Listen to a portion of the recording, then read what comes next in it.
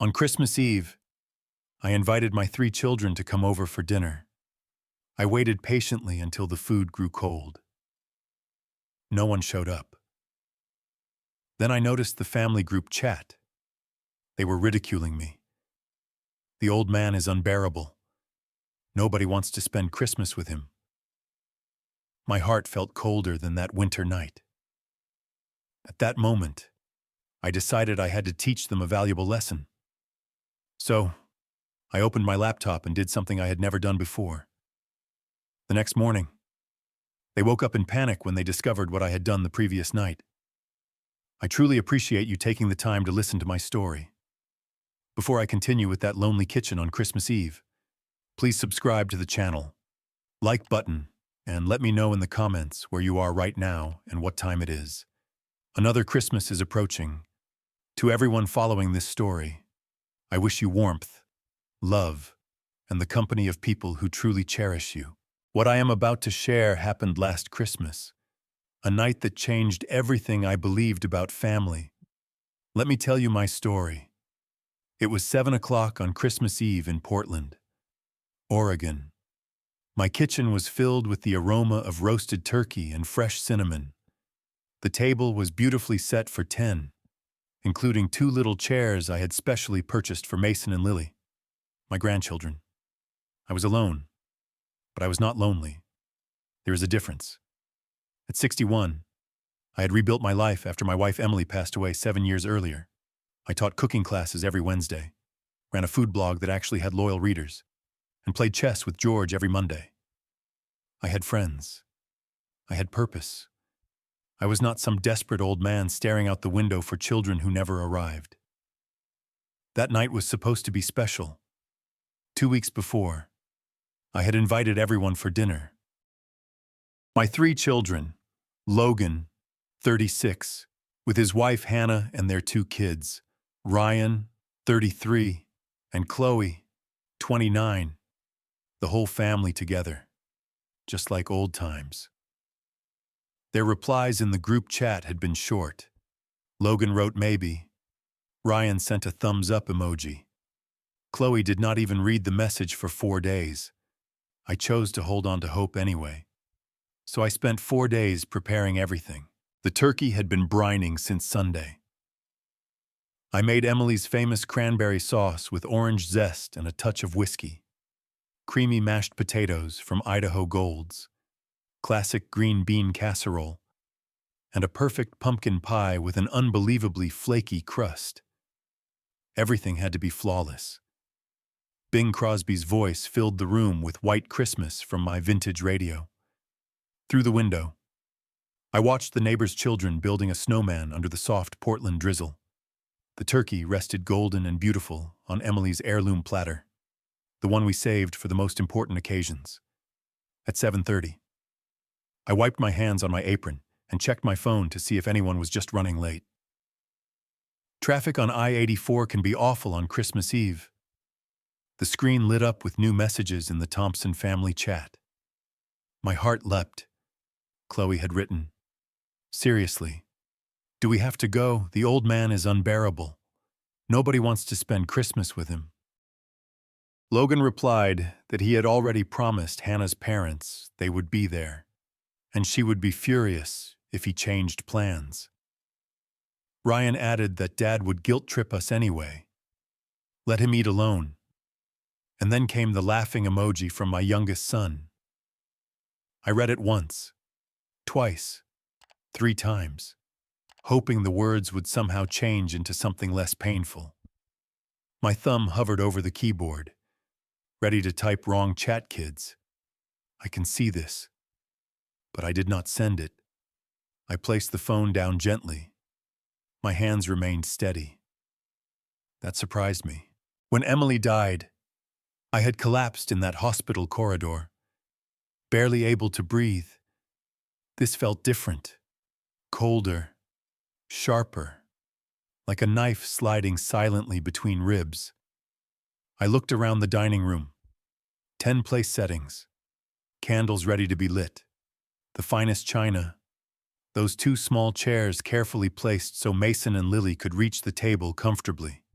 all of it prepared for people who had been laughing about leaving me to eat alone.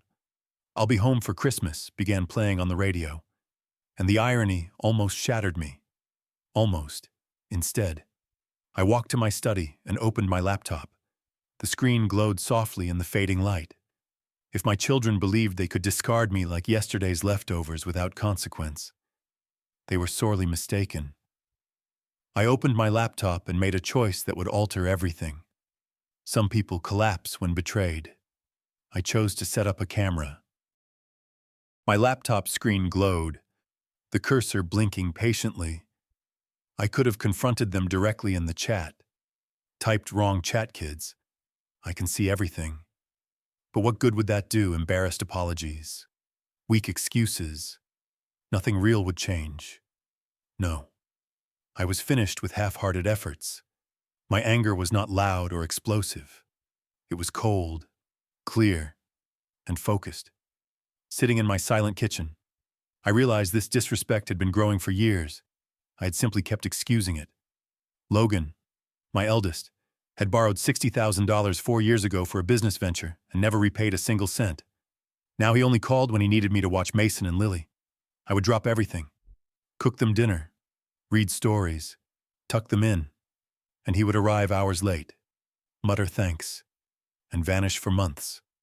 Ryan took $25,000 3 years ago for a property deal, lost it all, and somehow blamed me. "You should have warned me it was too risky."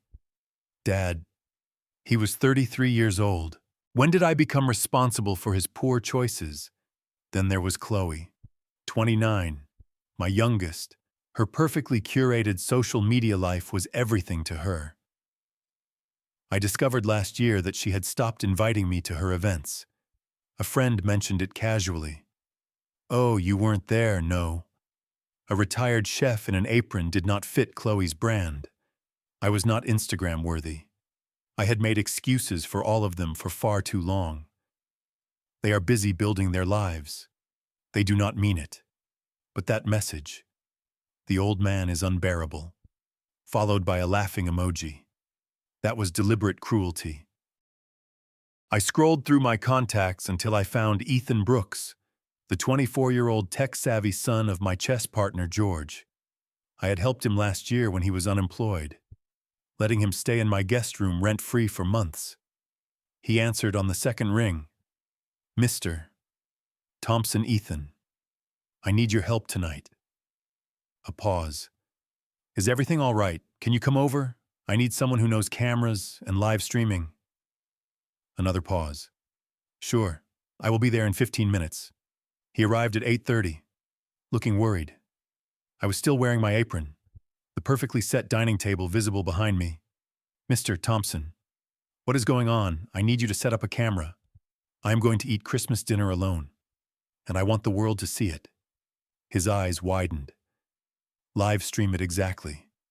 He did not ask for more details. Perhaps he saw the resolve in my face. Instead, he unpacked his phone and a small ring light from his car.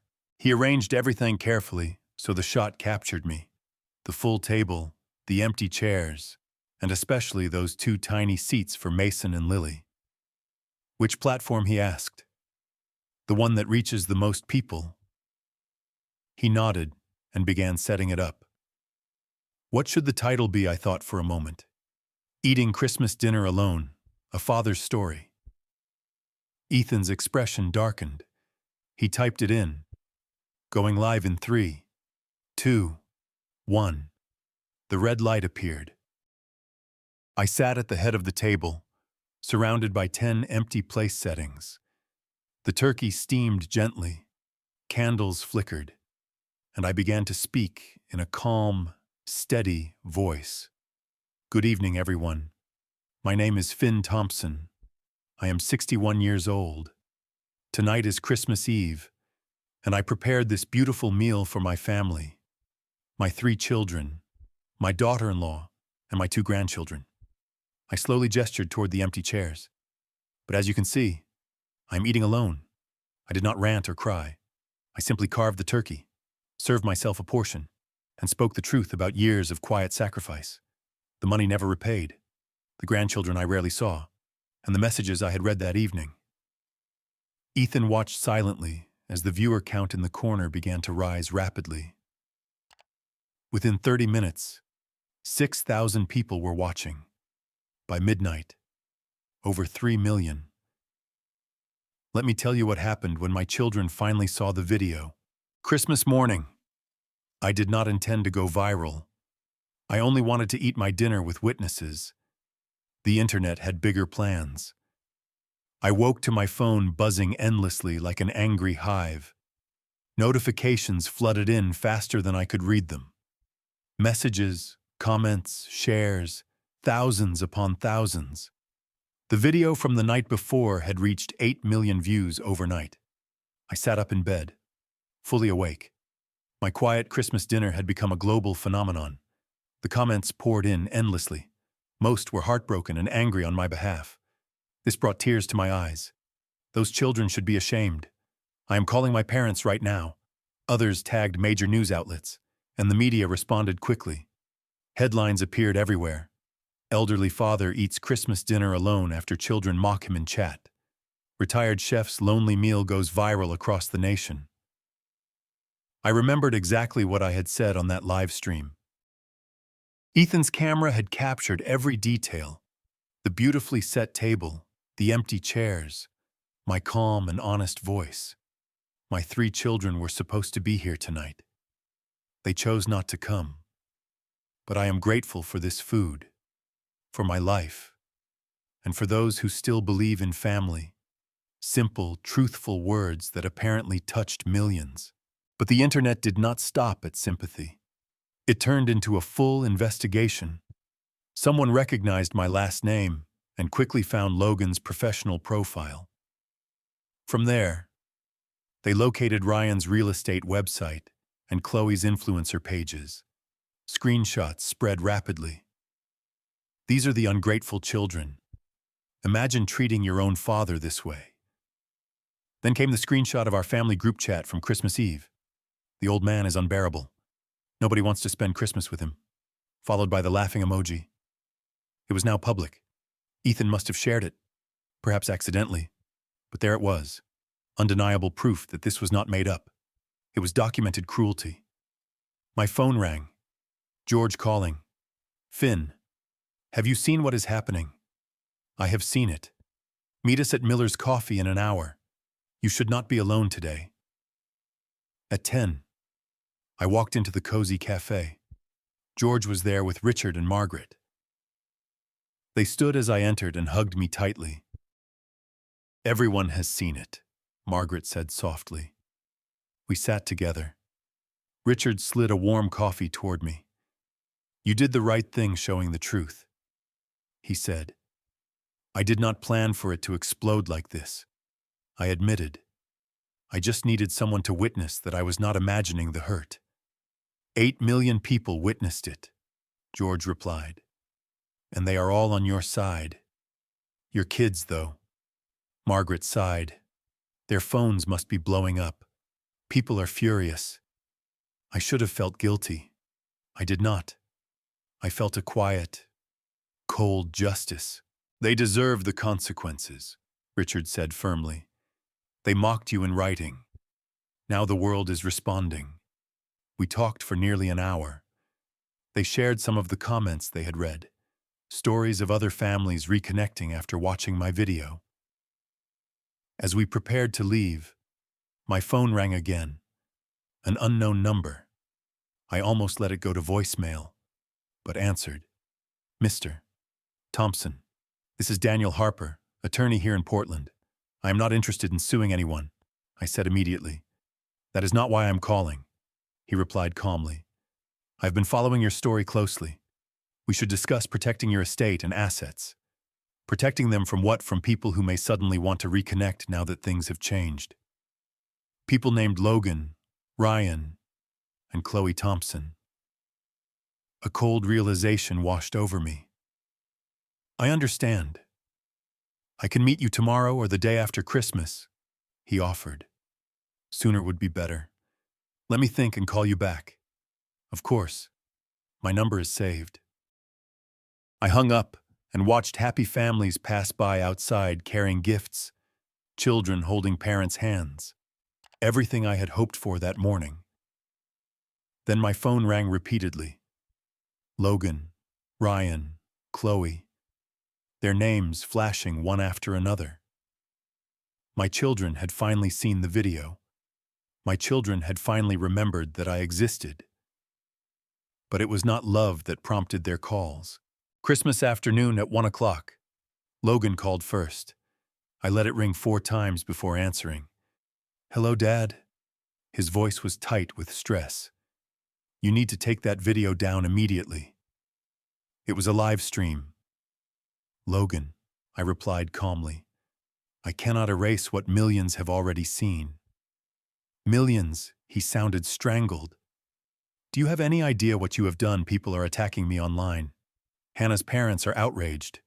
My boss called me on Christmas morning, said the company cannot have an employee linked to this kind of public scandal. I simply ate the dinner I prepared. I said, alone on Christmas Eve, 'You made us look like monsters.' Did I? Or did your own words do that?" Silence stretched. "This is not fair, Dad. You are being spiteful.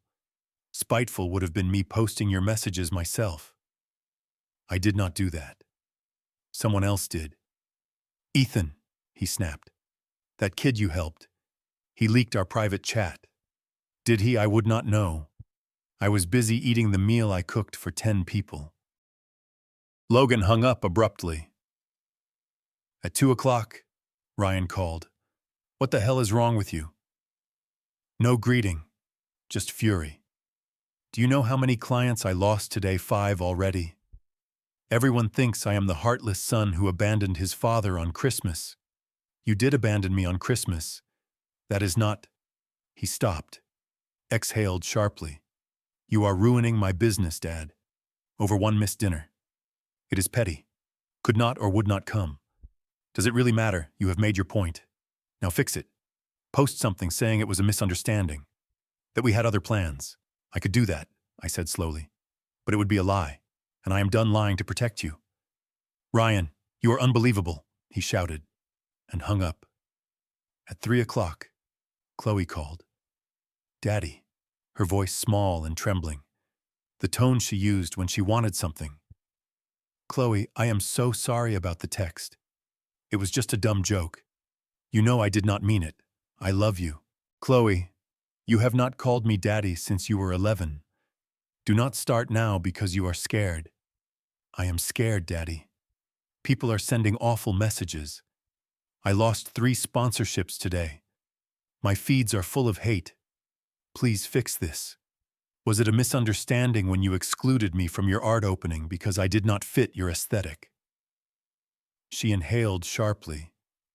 "How did you—" "I have friends, Chloe, and apparently I am not as invisible as you believed." "Dad, please. The truth is out now. What happens next is your choice." I ended the call. The kitchen fell silent again, still carrying the faint scent of turkey and spices. My phone finally stopped ringing. They were not sorry for the hurt, only afraid of the consequences, afraid of judgment, afraid of losing what they assumed would always be theirs. But they had forgotten one important thing. I was still here, still capable, still in control of my own life. At 7 that evening, I called Daniel Harper back. He answered immediately. "Finn, I was hoping you would reach out. Daniel, let us discuss that estate plan. I am ready to make changes. I will prepare everything. Can you come in on December 28th? I will be there." When I hung up, I felt something I had not felt in years. Not anger, not pain, but clear purpose. And by then, I had already decided on 3 major changes that would forever alter my children's futures. They say revenge is a dish best served cold. Mine was delivered through legal paperwork. December 28th, 2 days after Christmas. I arrived at Daniel Harper's law office on the 18th floor of a modern building downtown Portland, with views of the Willamette River. I brought a thick folder containing my current will, property deeds, investment statements, Everything he had requested. He greeted me warmly and respectfully. Finn, you're making a wise decision. Protecting your assets is not revenge. It is responsibility. We sat in his office, and he carefully explained what was legally possible and what would hold up against any challenge. I listened closely, but my decisions were already firm. I want to make 3 specific changes. I told him. Daniel took out a legal pad. Please go ahead. First, revise my will. Logan, Ryan, and Chloe receive only the absolute legal minimum required by Oregon law. Everything else goes to charity. Which charity? The National Foundation for Estranged Parents. They support older adults abandoned by their families. He noted it down and nodded. That is meaningful. Second, establish trust funds for my grandchildren, Mason and Lily. $250,000 each, managed by an independent trustee until they turn 25. Their parents cannot access a penny. Very smart. Protecting the innocent ones. They are blameless in all this. I will not punish them for their parents' choices. Daniel looked up. That is generous considering everything. They are 9 and 6. They did not choose this family mess. Perhaps one day they will remember their grandfather gave them real security. Third, I'm selling this house. It is too large, too full of memories I no longer wish to keep. He paused briefly. You understand this means your children inherit virtually nothing. The proceeds will mostly benefit charity. They disinherited themselves the moment they laughed about me eating alone on Christmas. He nodded thoughtfully. I will draft everything today. We will need witnesses and notarization. Can you return to sign on the 30th? I will be here. My phone rang while we were still talking. Another unknown number. I almost declined, but Daniel encouraged me to answer. Mr. Thompson, this is Sarah Mitchell, senior producer with Taste of Home Network, a national cooking and lifestyle channel. I watched your video. Actually, 30 million people have now. We would love to discuss developing a series around you. A series, I repeated. Surprised. Yes. Cooking combined with real stories about family, boundaries, healing. Viewers connected deeply with your honesty. We believe you can help countless others facing similar pain. Daniel smiled across the desk. I need time to consider it, I said, of course. But Finn, your voice matters. Here is my direct contact. I promise to call back soon. When I hung up, Daniel chuckled. A television show on top of everything. Your children are really going to lose their minds. Good, I replied. And I truly meant it. 2 days later, on December 30th, I returned to sign the new will, the trust documents, and the listing agreement for the house. My hand was steady, my heart clear. That same afternoon, I called Sarah Mitchell and accepted the offer. Within 1 week, I had signed 2 life-changing contracts, one protecting my legacy and my grandchildren's future, the other giving me an unexpected new purpose. My children were about to discover that losing an inheritance was only the beginning of their consequences. Karma moves quickly when it chooses to, and it arrived in early January, delivered not by me but by the natural results of their own actions. The first update came from my neighbor Janet Wilson on January 4th, bringing her usual morning coffee and the latest news. Finn, have you heard? Logan was fired from the credit union. I paused while pouring. Fired, yes. My friend Karen in HR confirmed it.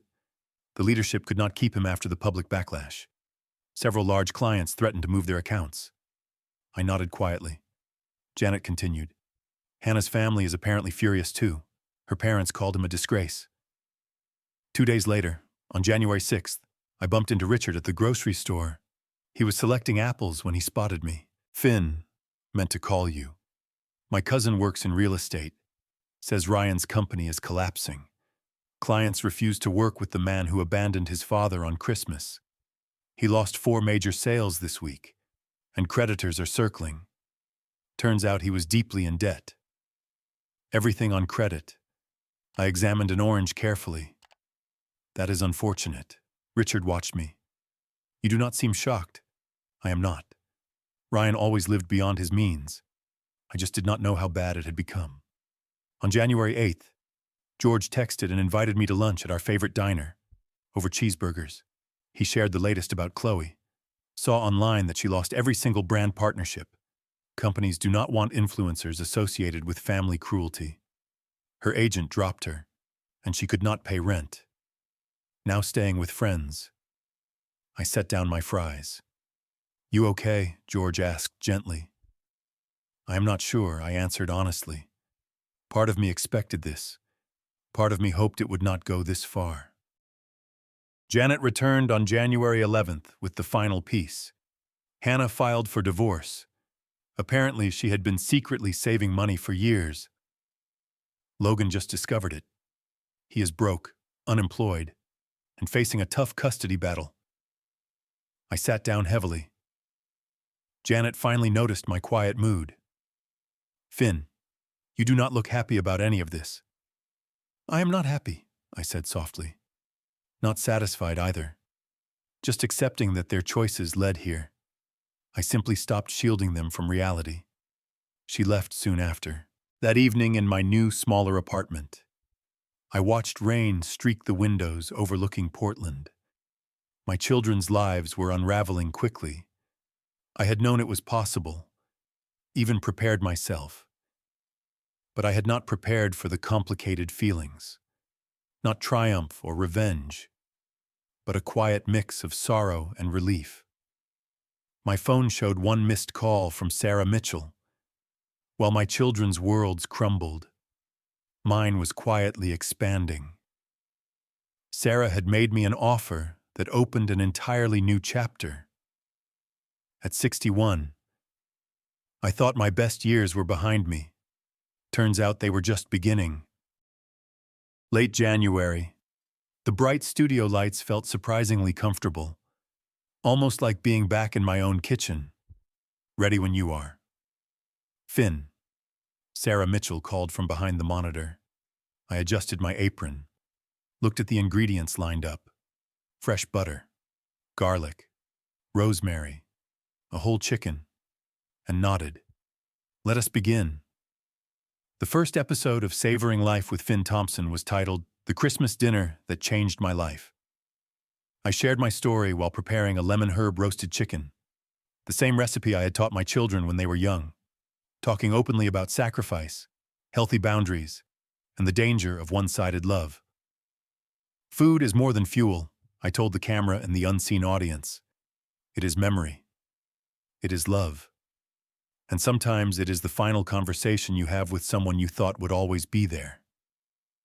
The episode premiered February 2nd and drew 10 million viewers. Sarah called me late that night. Excited. Finn, the network is thrilled. Viewer response is overwhelming. People are calling you an inspiration. I am not a hero, I replied from my familiar old kitchen one last time. I am just a father who finally chose himself. That is exactly why they love you. Working with Sarah was natural and healing in ways I never expected. She was 56, divorced 4 years earlier. No children. She understood loss and rebuilding. We spent long evenings editing episodes, testing new recipes, deciding how raw or gentle each story should be. She laughed easily at my dry humor. I admired her straightforward honesty. There was no pretense between us, just two people creating something meaningful from pain. Mid-February, the house sold quickly. The same home where I raised Logan, Ryan, and Chloe, where Emily and I celebrated anniversaries dancing in the kitchen. I did not cry when I signed the closing papers. I felt unburdened. I purchased a bright 2-bedroom condo in the Pearl District. Modern, full of natural light. Completely mine. On February 22nd, I hosted a housewarming gathering. George brought good red wine. Richard brought his famous coleslaw. Margaret brought fresh flowers and warm embraces. George raised a glass in my new living room. To new beginnings and true friends. We ate, laughed, shared stories late into the evening. At one point, Richard pulled me aside. "Finn, I have not seen you this alive since before Emily got sick. You are truly free now." I looked around at the people who chose to be there. "Yes," I replied. "I believe I am." They left around 10. I cleaned up slowly, poured a small glass of whiskey, and sat by the large windows watching city lights reflect on wet streets. My phone rang. Caller ID showed Logan Mobile. I hesitated only a moment before answering. "Hello, Grandpa," a small, uncertain voice said. "Mason," my throat tightened. "Yeah, it is me. I miss you, Grandpa. Can I visit sometime? Just me and Lily. She said it is okay if you say yes."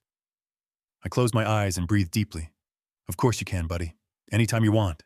Really, really, okay. I will ask Dad to bring us soon. I love you, Grandpa. I love you too, Mason." He hung up, and I sat holding the phone, feeling something long closed begin to open again. Not with my children yet.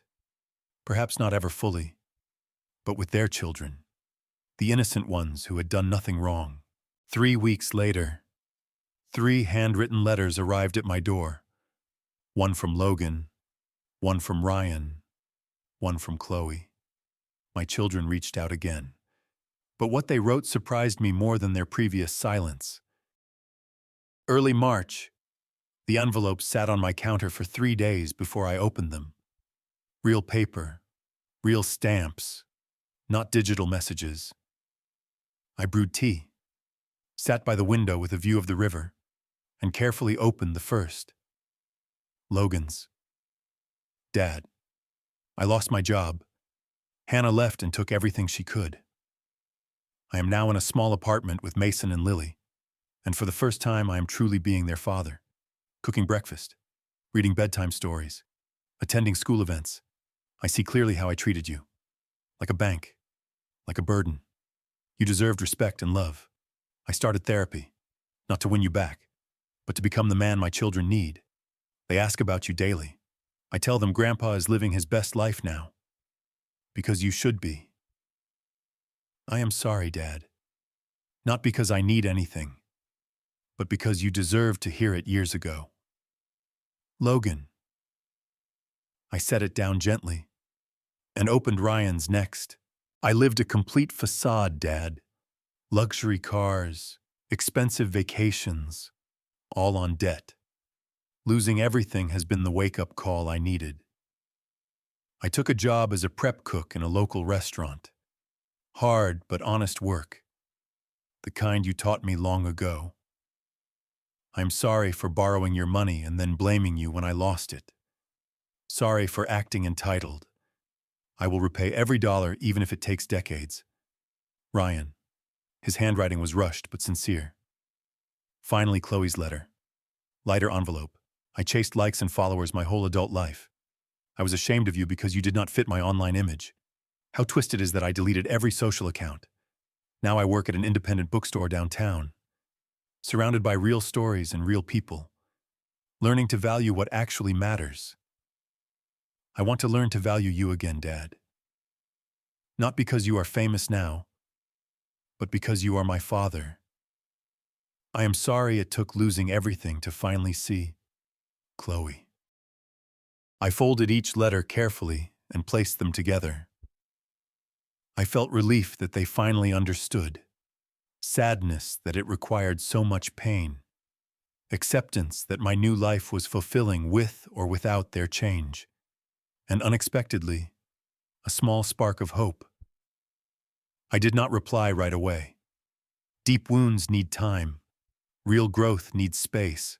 But 4 months later, on a warm May afternoon, I picked up my phone and made the first call. 7 months after that painful Christmas, I stood at a different kind of table, surrounded by eager students at the Portland Community Center kitchen. 30 participants watched as I demonstrated proper technique. Sarah stood beside me, camera rolling for the show. This is my life now. Food is connection, I told the diverse group. Young parents, veterans, students. fellow widowers. It is love expressed through care and intention. I showed them how to season thoughtfully, cook confidently. Sarah captured every moment, looking at me with pride and affection we no longer hid. The class adored not just the recipes, but the warmth between us. After everyone left, we lingered in the quiet space, sipping coffee. "Have you decided?" Sarah asked gently, referring to the letters I had shared with her weeks earlier. "Yes," I said. "I called Logan yesterday. I am meeting Mason and Lily this Saturday. Just the grandchildren first." She squeezed my hand. "How do you feel?" "Ready," I answered. And I truly was. June 16th, a sunny park near the Willamette River. Mason and Lily spotted me from far away and ran full speed into my arms. Grandpa Mason was 10 now, almost reaching my shoulder. Lily 7, with a bright, gap-toothed smile. "Dad is different now," Mason said proudly. "He cooks with us every weekend and comes to all my games. He teaches us recipes like you used to," Lily added. My eyes filled. "That is wonderful, kids." Lily grew serious. "Are you still mad at Daddy, Grandpa?" I knelt to her level. "No, sweetheart. I am not angry anymore. But things are different now, and different can be good. How we are all learning to love each other in healthier ways." She nodded happily. Mason pulled me toward the playground, and we spent hours swinging, sliding, laughing. When Logan arrived to pick them up, we exchanged a respectful nod from a distance. He mouthed, "Thank you." I nodded back. I agreed to slowly rebuild with my children, but only on my terms. Neutral locations, limited frequency. "You are welcome in my life," I later told Logan on the phone. "But you are no longer the center of it. I have friends, Sarah, meaningful work, and peace within myself. You can be part of it, but not all of it." He paused, then said, "I understand, Dad. That is fair." And it was. People often ask if I have forgiven my children. Yes, I have. But forgiveness does not erase scars or return things to how they were. Trust was broken, and even when mended, the cracks remain as reminders to handle relationships with care. I do not regret the live stream, the new will, or the firm boundaries. Those choices forced my children to grow and freed me to truly live. If you are a parent feeling unseen or taken for granted, please hear me clearly. Your worth is not determined by how much your children need or appreciate you. Choosing yourself is not selfish. It is necessary. It is not giving up. It is finally growing into the life you deserve. And it is never too late to begin. That lonely Christmas taught me to love my children deeply, but never at the cost of losing myself. Teach respect by first respecting your own heart and boundaries. God created us worthy from the beginning. Our value does not shrink when others forget to see it. Boundaries are not walls. They are bridges to healthier connection. Forgiveness does not mean accepting the same old patterns. Wholeness matters more than forced togetherness. Do not wait for a breaking point like I did. Do not let another holiday pass feeling invisible in your own story. This grandfather's journey is not just mine. It is a reminder for every parent who has given everything and received little in return. Protect your heart while still loving fiercely. You deserve to be chosen too. If this story touched you, if you have lived something similar or know someone who needs encouragement, please share your thoughts below. Pass this story to a parent who needs to hear they matter. And if you are new here, consider subscribing for more real stories of people finding their way back to joy and self-worth. You are never alone, and you are always worth choosing. Thank you for listening to this grandfather's story. Until next time, take care of yourself first, so you can genuinely care for others.